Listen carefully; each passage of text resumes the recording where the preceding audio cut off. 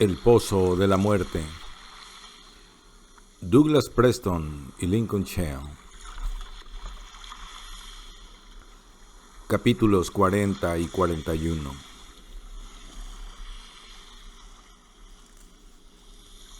«50 minutos más tarde, Hatch iba presuroso por el sendero que llevaba al pozo de agua. Los rayos del sol, penetrando en la niebla que rodeaba la isla, acentuaban su atmósfera espectral. En Nortank solamente estaban Magnussen y un técnico encargado de manejar el cabrestante. Se oyó un chirrido y un gran cubo, enganchado a un grueso cable de acero, salió del pozo de agua. Mientras Hatch contemplaba toda la operación por la escotilla de cristal, los hombres volcaron el contenido del enorme recipiente dentro de uno de los túneles abandonados junto al pozo. Se oyó una especie de gorgoteo y las toneladas de barro y escombro se vaciaron dentro del pozo. Los hombres enderezaron el cubo vacío y lo empujaron hasta la boca del pozo de agua, donde volvió a hundirse en las profundidades. «¿Dónde está Girard?», preguntó Hatch. Magnussen miraba en el monitor un diagrama de la base del pozo de agua. Se volvió para mirarlo y luego siguió controlando los datos que aparecían en la pantalla. «Está con el equipo de excavadores», respondió. En la pared, cerca del operador del cabrestante, había una hilera de 6 teléfonos rojos, conectados con distintos puntos de la red de la isla. Hatch cogió el auricular rotulado «Pozo de agua, equipo interior». Oyó 3 sonidos agudos y luego la voz de Neidelman. «¿Sí?» Se oía un ruido del fondo del martillazos. «Tengo que hablar con usted», dijo Hatch. «¿Es urgente?», preguntó Neidelman, irritado. «Sí, lo es. He recibido información sobre la espada de San Miguel». Hubo una pausa y el martilleo se oyó más fuerte. «Muy bien», dijo Neidelman. «Pero tendrá que bajar. Estamos poniendo unos refuerzos y no podemos interrumpir el trabajo». Hatch colgó. Se puso el arnés con la cuerda salvavidas y el casco. Salió de la cabina y bajó hasta la plataforma que rodeaba la boca del pozo. En la creciente oscuridad, el pozo parecía aún más brillante y lanzaba un rayo de luz blanca sobre la niebla. Uno de los hombres que trabajaban en la boca del pozo lo ayudó a subir al ascensor eléctrico. Hatch apretó un botón y la pequeña plataforma comenzó a descender. Hatch pasó a través de la reluciente telaraña de viguetas de titanio y cables y sintió asombro y admiración ante la complejidad de la estructura. El ascensor pasó junto a un equipo que estaba controlando unos refuerzos nuevos a 12 metros de profundidad. 90 segundos después, el fondo del pozo de agua ya fue visible. Aquí la actividad era más intensa. Habían quitado los escombros y el lodo e instalado una batería de luces.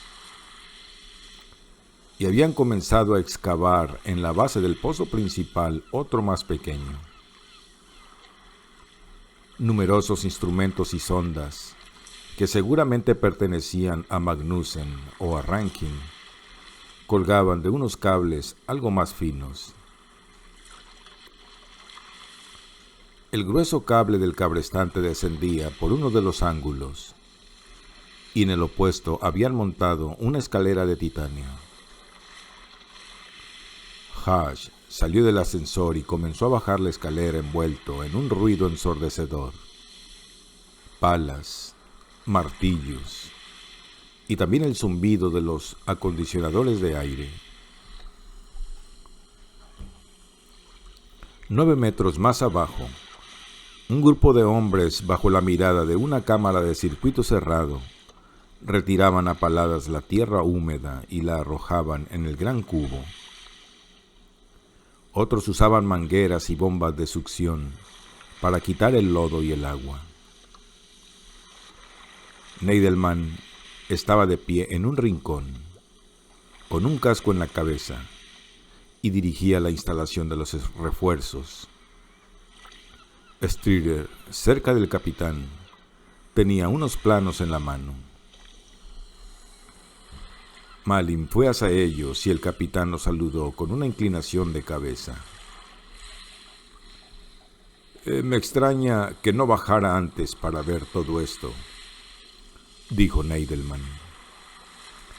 Ahora que la estructura del pozo está reforzada, estamos excavando a la máxima velocidad. El capitán hizo una pausa y Hatch no dijo nada. Ya ve que no podemos perder ni un segundo de tiempo, dijo Neidelman mirándolo con sus ojos claros. Espero que lo que tiene que decirme sea importante. El capitán había cambiado mucho desde la muerte de Wapner, hacía una semana. Ya no tenía el aire de calma y ecuanimidad que había impresionado a Hatch cuando le fue a ver por primera vez a su despacho. Ahora su rostro mostraba una expresión que Hatch encontró difícil de describir, una dura y casi salvaje determinación. Sí, es importante, dijo Hatch, pero me gustaría hablar en privado. Neidelman lo miró fijamente por un instante y luego consultó su reloj. Atención, se dirigió a los trabajadores. El turno termina dentro de 7 minutos. Pueden retirarse ahora y que el siguiente turno baje a la hora fijada para comenzar de inmediato. Los hombres dejaron sus herramientas y comenzaron a subir la escalera para coger el ascensor. Strider permaneció donde estaba, sin decir nada. Las bombas de succión dejaron de hacer ruido y el cubo, medio lleno, subió a la superficie, balanceándose colgado del grueso cable de acero. Strider, silencioso, continuó en su lugar. Tienes 5 minutos, puede que 10, si los hombres tardan en bajar, le dijo Neidelman a Hatch.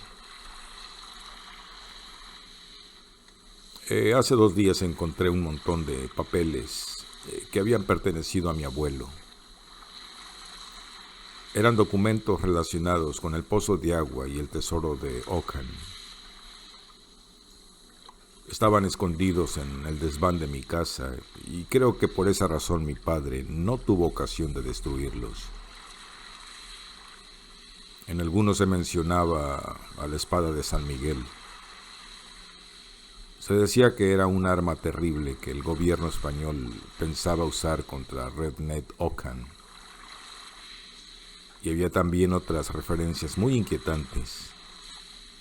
De modo que me puse en contacto con una investigadora de Cádiz que conozco y le pedí que me buscara más datos sobre la historia de la espada. Neidelman miró el suelo, los labios contraídos. Eso podría ser considerado información perteneciente a la empresa. Me sorprende que diera semejante paso sin consultarme. Y esto es lo que ella ha descubierto, dijo Hatch, y sacando un papel del bolsillo de la chaqueta se lo dio a Neidelman. El capitán le echó una rápida ojeada. Están en español antiguo, dijo con ceño. Debajo está la traducción de mi amiga. Neidelman se la devolvió. Hágame un resumen, pidió. Es un fragmento de un documento más largo, pero describe el descubrimiento de la espada de San Miguel y lo que sucedió a continuación. Durante la peste negra, un rico comerciante español se embarcó en Cádiz con toda su familia. Cruzaron el Mediterráneo y desembarcaron en una zona deshabitada de la costa berberia. Allí encontraron las ruinas de una antigua colonia romana.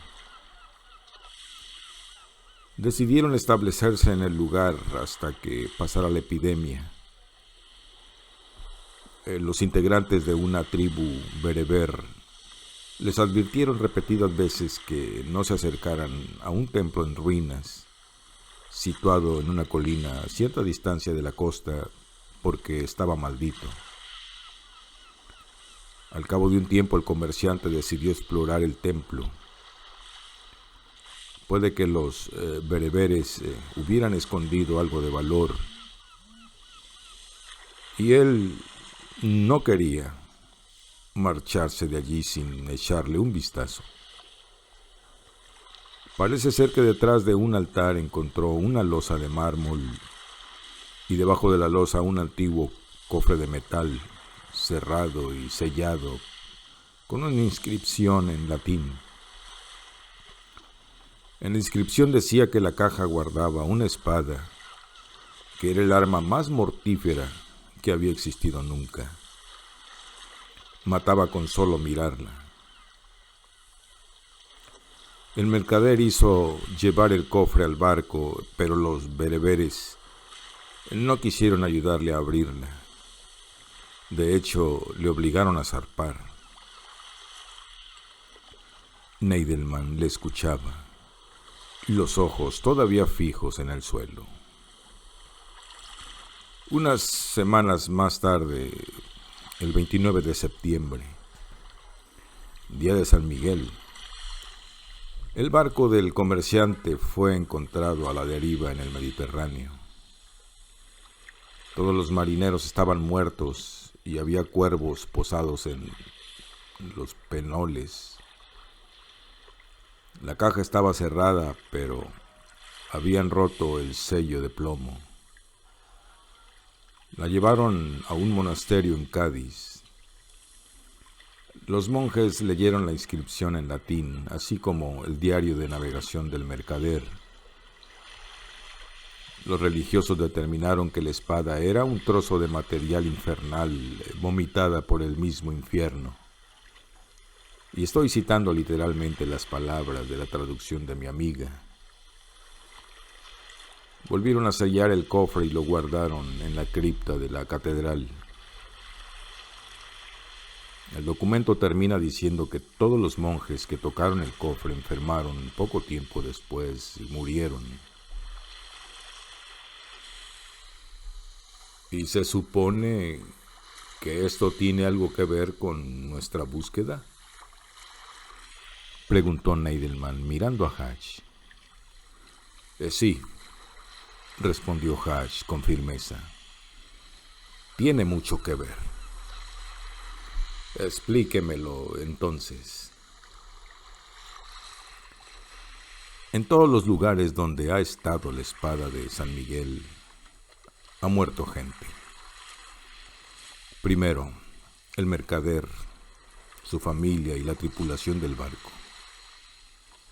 Después los monjes, y cuando Objan se apodera de ella, 80 miembros de su tripulación mueren en esta isla. 6 meses más tarde, el barco de Objan es encontrado a la deriva, igual que el barco del mercader de Cádiz, y toda la gente que iba a bordo estaba muerta.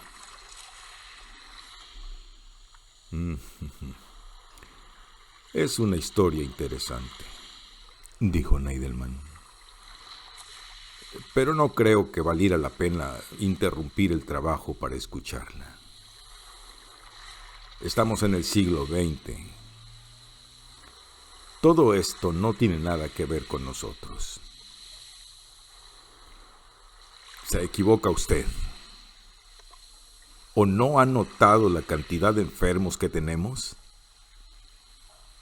Neidelman se encogió de hombros. En un grupo tan grande siempre hay bajas. Sobre todo cuando la gente comienza a estar cansada y el trabajo es peligroso.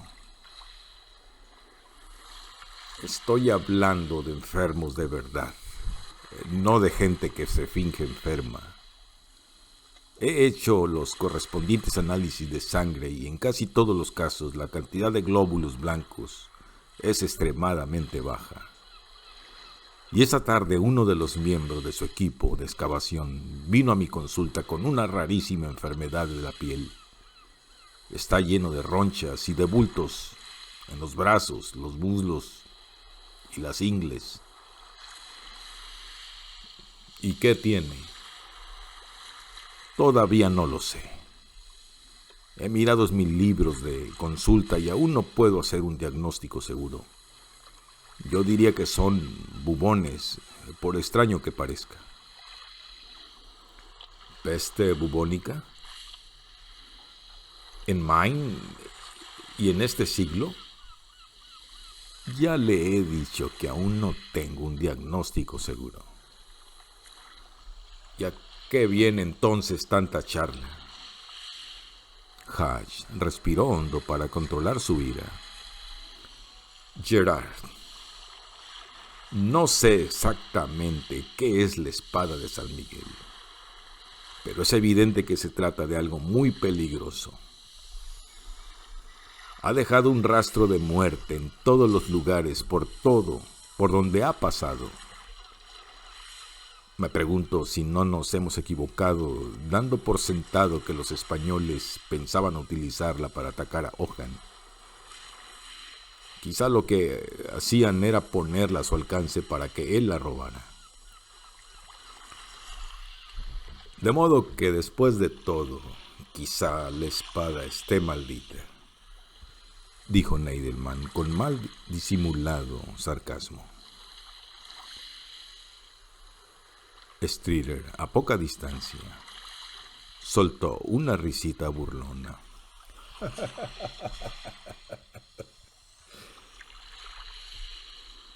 Usted sabe muy bien que yo tampoco creo en maldiciones, replicó Hatch. Pero eso no significa que no haya una causa física que justifique la leyenda. Podría ser una epidemia o algo parecido.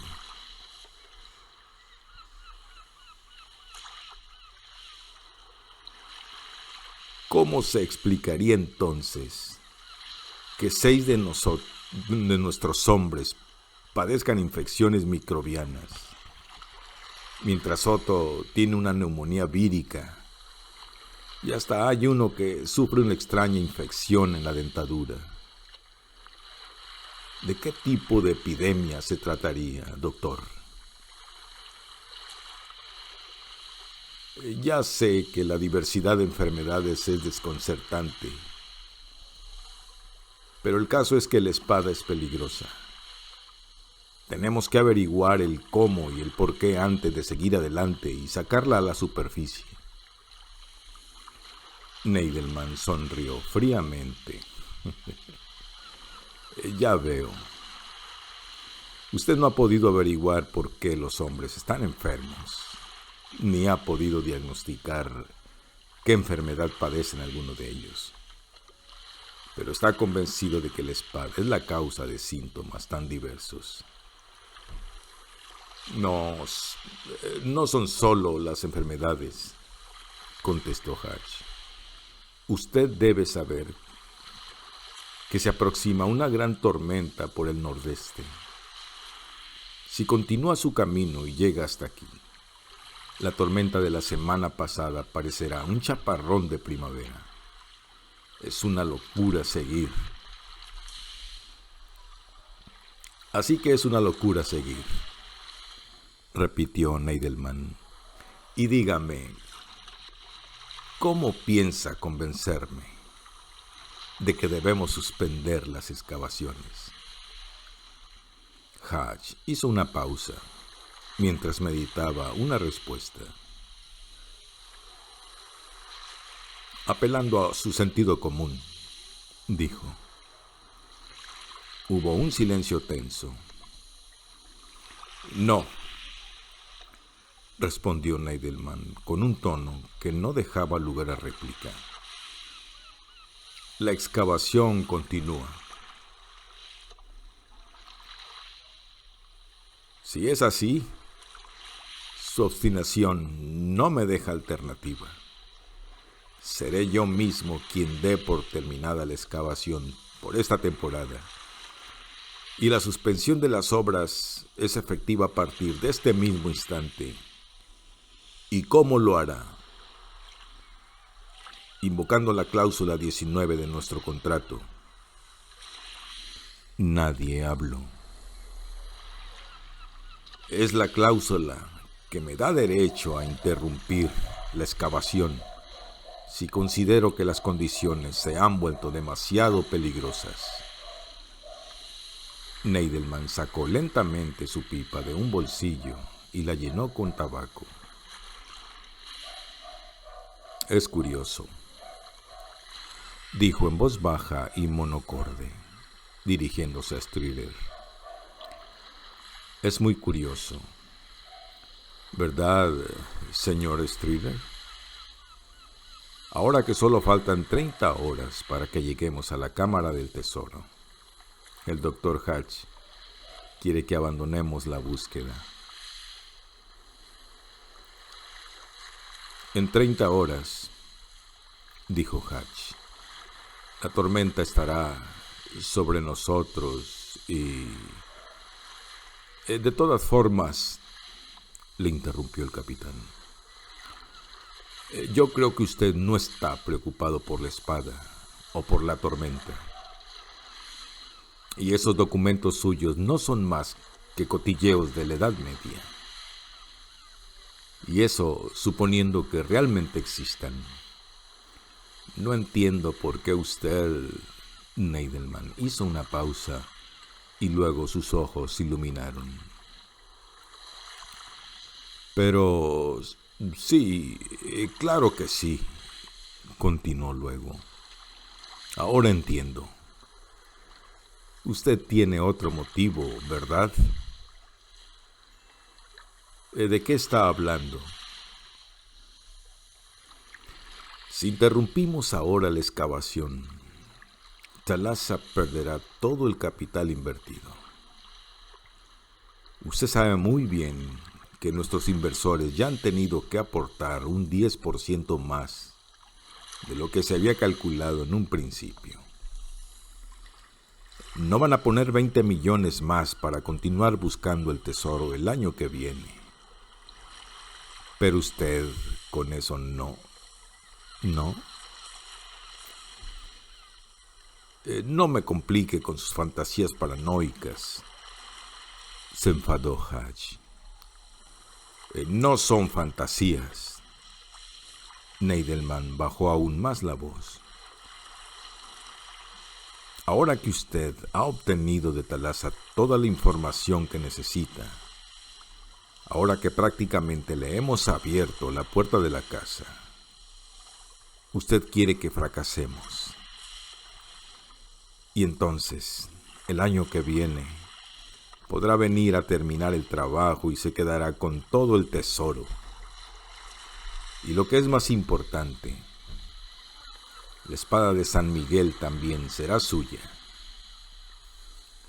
Los ojos de Neidelman lo miraban llenos de recelo. Ahora todo tiene sentido. Esto explica por qué, por ejemplo, usted insistió tanto en la cláusula 19. Y también explica los problemas de los ordenadores y los interminables retrasos. Y por qué todo lo que el Cerberus funcionaba perfectamente en la isla era un fracaso. Usted lo había planeado todo desde el principio. Y pensar que yo acudí a usted cuando sospeché que entre nosotros había un saboteador. Yo no intento quedarme con su tesoro. Su tesoro me importa un rábano. Lo que me preocupa es la seguridad de los empleados. ¿La seguridad de los empleados? Repitió Neidelman con tono de burla. El capitán cogió una caja de cerillas del bolsillo y encendió una cerilla. Pero en lugar de darle fuego a la pipa, la acercó de repente a la cara de Hatch. Quiero que entienda una cosa, continuó Neidelman apagando la cerilla. Dentro de 30 horas, el tesoro será mío. Ahora sé cuál es su juego, Hatch, y no voy a jugar. Y si intenta detenerme, le responderé mediante la fuerza. ¿He hablado claro? Hatch miró fijamente a Neidelman. Quería descifrar qué había detrás de la fría expresión del capitán. ¿La fuerza? ¿Es una amenaza? Hubo un largo silencio. Sí, dijo Neidelman en voz aún más baja. Si mañana no se ha marchado de esta isla, dijo Hatch con tono firme, será expulsado. Y le doy mi palabra de que si alguien resulta herido o muere, usted será acusado de homicidio por imprudencia. Señor Strider, llamó Neidelman. Strider se acercó. Acompañe al doctor Hatch al muelle. Strider asintió con una sonrisa. No tiene derecho a hacer esto, dijo Hatch.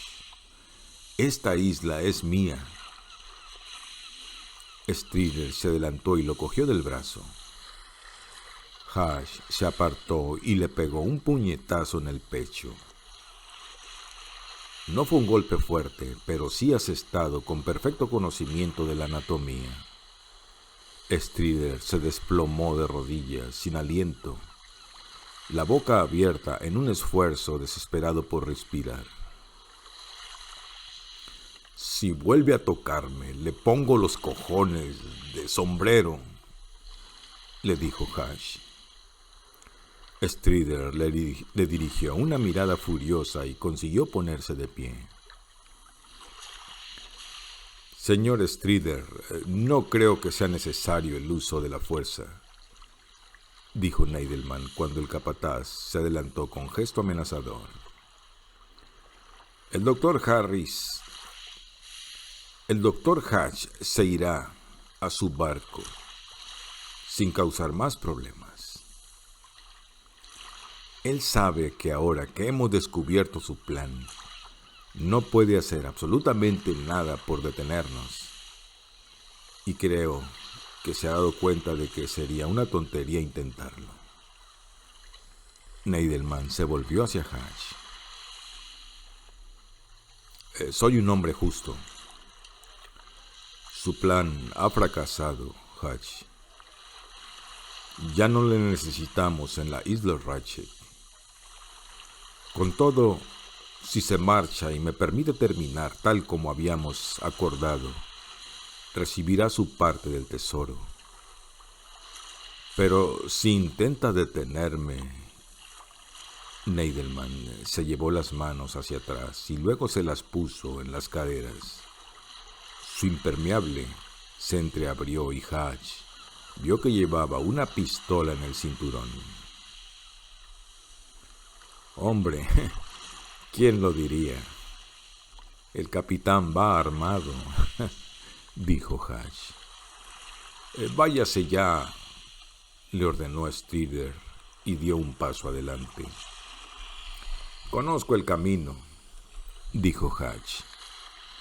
Hatch se dirigió hacia la escalera de cuerda y sin apartar los ojos del capitán, subió hasta la base de la escalera de titanio, donde los trabajadores del siguiente turno salían del ascensor.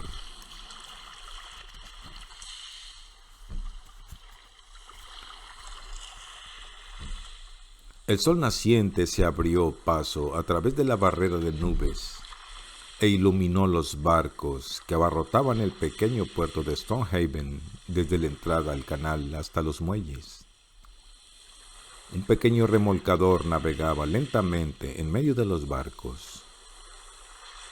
Woody Clay iba al timón. El barco llevaba un rumbo titubeante y por poco roza la boya al final del canal, pero luego enderezó el rumbo y continuó la marcha. Clay no era un buen navegante. Cuando llegó a la entrada del puerto, viró en redondo y paró el motor. Clay cogió un megáfono y le dio instrucciones a los restantes barcos, con una voz tan llena de convicción que incluso resistía a la distorsión producida por el anticuado equipo amplificador. Le respondió el rugido de los motores de los demás barcos que se pusieron en marcha. Poco a poco todos los barcos se hicieron a la mar rumbo a la isla Ratchet, y las aguas de la bahía se rizaron con las estelas que dejaba a su paso la flota de pesqueros comandados por el remolcador del Pastor. 3 horas más tarde, y 12 kilómetros al sudeste, la luz luchaba contra la niebla en el vasto y húmedo laberinto de vigas y puntales en la boca del pozo de agua, y lo iluminaba con una luz espectral. En el fondo, a más de 50 metros de profundidad, no tenía importancia que fuera de día o de noche.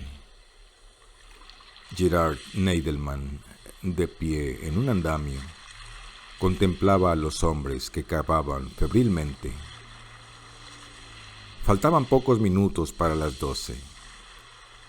El capitán alcanzó a oír, por encima del ruido de los aparatos de ventilación y de la cadena del cabrestante, un estrépito de sirenas y de cañones de barco que venían del exterior. Escuchó con atención por un instante y luego cogió su teléfono móvil. ¿Strider? Sí, capitán, le contestaron desde el Outtank, 60 metros más arriba. Dígame, ¿qué está pasando? Hay unos 25 barcos, capitán. Han rodeado el Cerberus con la intención de establecer un bloqueo. Imagino que piensan que todos están allí. Se oyó un ruido que muy bien podía ser una risa. A bordo solo se encuentra Rogerson. Es el único que puede oír sus protestas. Anoche envié a tierra firme a los demás integrantes del equipo de investigaciones. ¿Hay indicios de sabotaje o de interferencia? No, capitán, son inofensivos. Mucho ruido, pero nada que realmente deba preocuparnos. ¿Hay algo más que yo deba hacer? ¿Que yo deba saber? Magnussen ha advertido una anomalía en los sensores situados a 20 metros de profundidad. Es probable que no sea nada importante. En la red secundaria no se observa nada anormal. Iré a echar una ojeada. Neidelman reflexionó durante un instante. Señor Streeter, me gustaría que bajara y se reuniera conmigo. De acuerdo, capitán. Neidelman trepó por la escalera de cuerda desde la excavación hasta la base del ascensor eléctrico. A pesar de la falta de sueño, sus movimientos eran vigorosos y bien coordinados. Cogió el ascensor para subir hasta los 20 metros de profundidad. Una vez allí, se dirigió hasta donde se encontraba el sensor y verificó que estaba en funcionamiento. Regresó al andamio junto al ascensor en el momento en que Streeter descendía por la escalera de titanio. ¿Algún problema, capitán?, preguntó Streeter. No con el sensor, pero he estado pensando en Hatch, respondió Neidelman después de apagar el intercomunicador que llevaba Streeter para mantener en contacto con Ortank. Se oyó un rechinar de poleas y el potente cabrestante comenzó a subir otra carga de lodo y tierra. Los dos hombres miraron cómo el gran contenedor de acero se elevaba desde el fondo del pozo. Solo nos faltan 2,5 metros para llegar a la cámara del tesoro, murmuró Neidelman mientras contemplaba cómo el cubo ascendía hacia el círculo de luz en lo alto. 250 centímetros. El capitán miró a Streeter. Quiero a todo el personal no indispensable fuera de la isla. A todos. Dígales lo que quiera. Puede usar la protesta de los pescadores o la posible tormenta como excusa. No quiero a nadie curioseando cuando saquemos el tesoro. Y a las 2, cuando entren los hombres del turno siguiente, envía a todos los demás excavadores a casa. El equipo entrante terminará el trabajo. Cargaremos el tesoro en el contenedor y lo subiremos. Y yo personalmente llevaré la espada. Tenemos que salir de aquí lo antes posible. ¿Se puede confiar en Rogerson? Él hará lo que yo le diga, señor.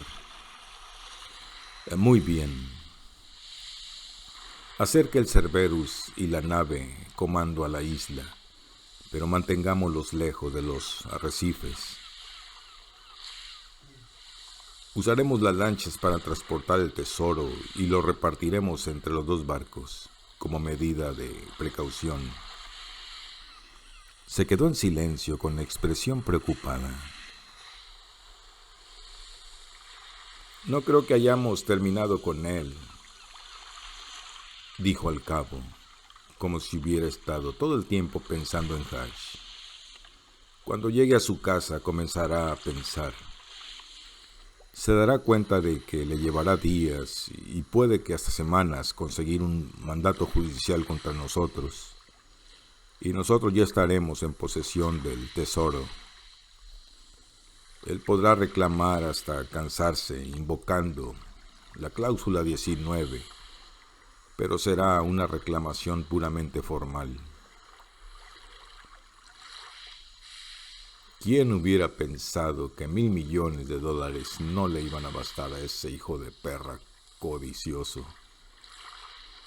Estoy seguro de que maquina algo contra nosotros.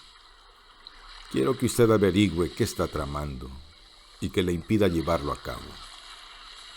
Unas pocas horas más y el tesoro de Ohan será nuestro.